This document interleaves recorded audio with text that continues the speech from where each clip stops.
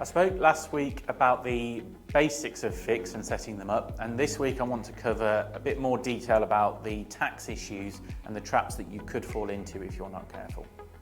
So let's start with company taxation and how the FIC itself is taxed. Obviously, as standard companies, you pay tax at 19 or 25%, but for a FIC, it's often what's referred to as a close investment holding company, which means it only has the 25% tax rate, regardless of its profits. The main exception to that is if you're letting property commercially to unconnected parties, you may well fall outside of that, and so the 19% tax rate on smaller profits may still be available. When you extract profits as dividends, you then pay personal tax again, which is obviously a very negative point about using FICs. So that's why the company structure is largely valuable when you're retaining profits for reinvestment purposes, or indeed you're just using it for wealth protection purposes. One area families may get caught out on is the settlement rules. If you loan money to a FIC and your spouse or children hold shares, HMRC could argue that you've created a settlement arrangement, and what that means is that you personally get taxed on the income that's been generated from that loan, even if the other family members own shares, which obviously defeats the point of trying to arrange income between family members.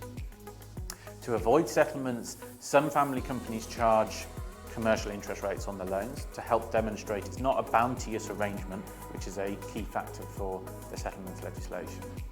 Even then, you need to be careful though. There was a case, Dunsby, which showed how easily HMRC can apply settlements to family companies.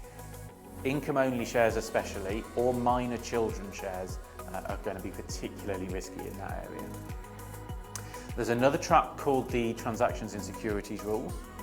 If you try to extract money from a company, even through loan repayments funded by profits, HMRC could look at that and think, is that actually more of a disguised dividend than anything else? In which case they will counteract and charge you to tax as a dividend instead.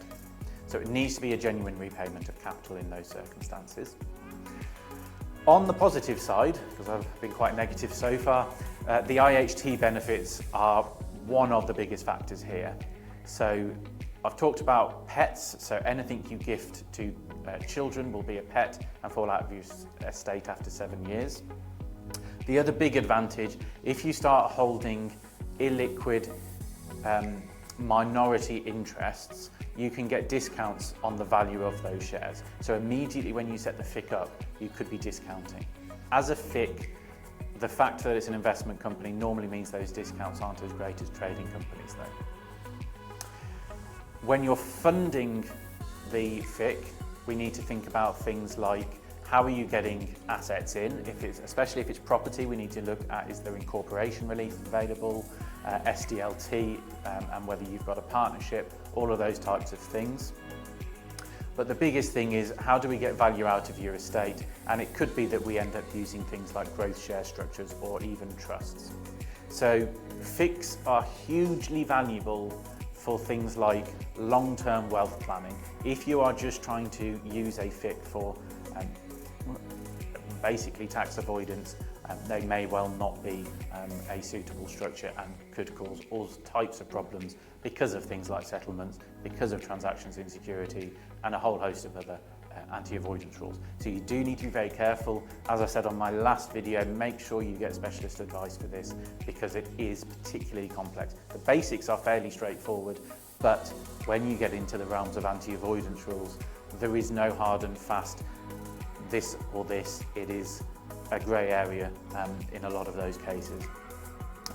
So absolutely key, set a FIC up for genuine wealth planning, not for avoiding tax, and it could well be a hugely valuable structure for you and your family and future generations. As always, like, comment, share. It lets me know that these videos are well received, and if you have any comments or interpretation of this legislation, really interested to hear everyone's thoughts.